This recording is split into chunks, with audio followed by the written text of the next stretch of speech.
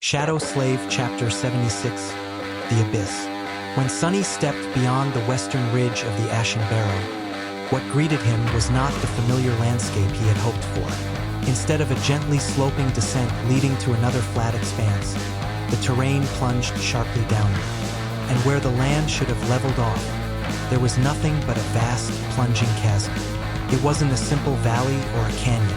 What they stood on was the rim of a colossal crater, an unfathomably large depression that extended endlessly toward the horizon. The gentle curve of its walls made it clear. Something unimaginably powerful had struck this land long ago. From their vantage point, Sunny could see the roots of the giant tree descending far below, looking like mere strands of grass compared to the scale of the abyss. It was like the entire world had tilted sideways. The perspective was dizzying, unnatural, but worst of all, it marked the end of the road. There was no more land to the west, no mountain to climb, no high cliffs to hide from the nightly flood, just a descent into a pit of darkness. And with that, their hopes of reaching a path back to reality seemed to vanish.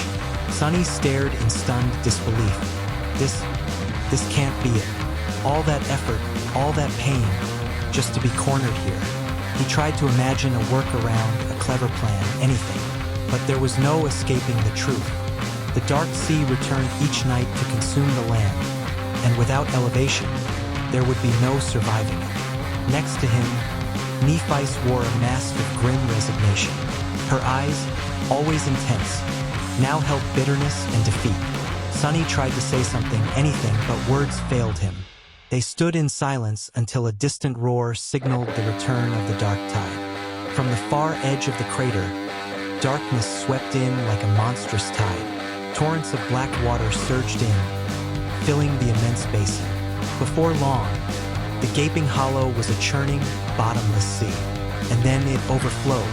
The flood rushed past the Ashen Barrow and spilled across the Crimson Labyrinth, swallowing everything in its path. The land was consumed by darkness once more. Sunny licked his dry lips and muttered, "I think we just found the origin of the Dark Sea."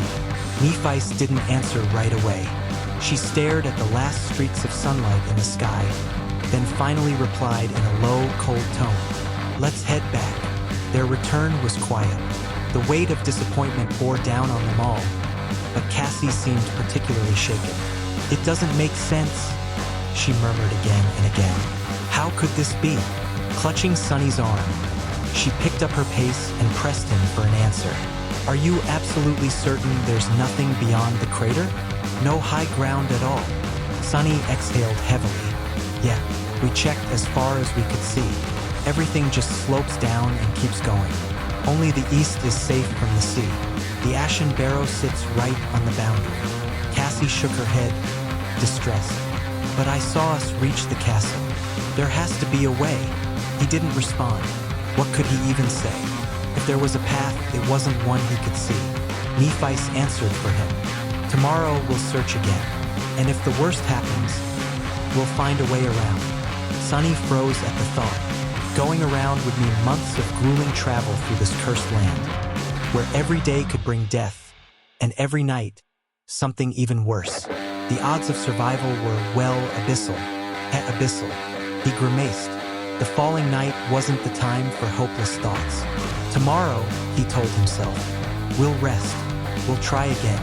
If Cassie saw us reach the castle, then there must still be a way.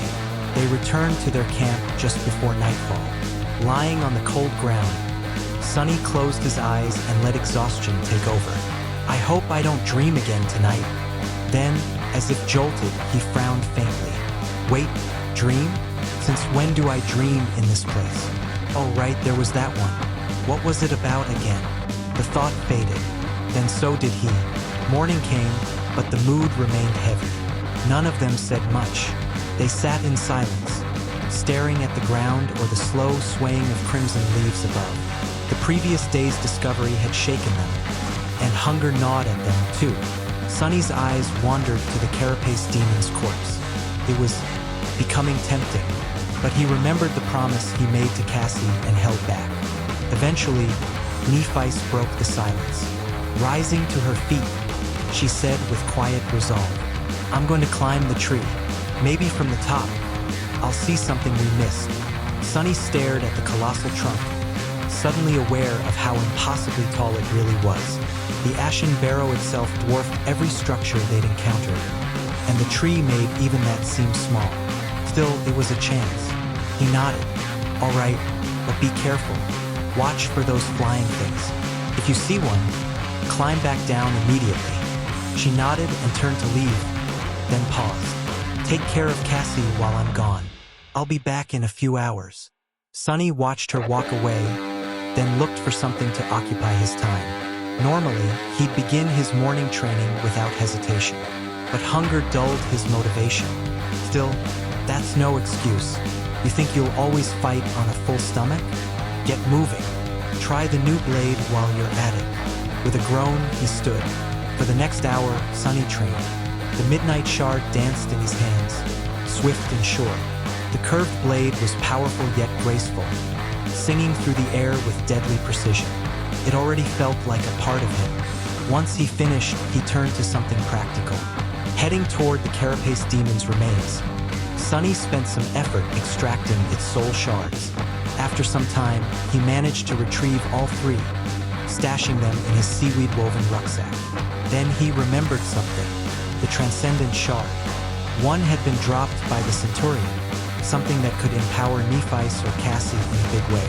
He went searching for the exact spot, combing through the sand and brush, but it was gone. Hours passed as he searched, but the large, gleaming crystal was nowhere to be found. Strange. It was huge. Where could it have gone? Before he could search further, his shadow alerted him. Movement above in the branches. Nephice had returned. Excitement buzzed in his chest.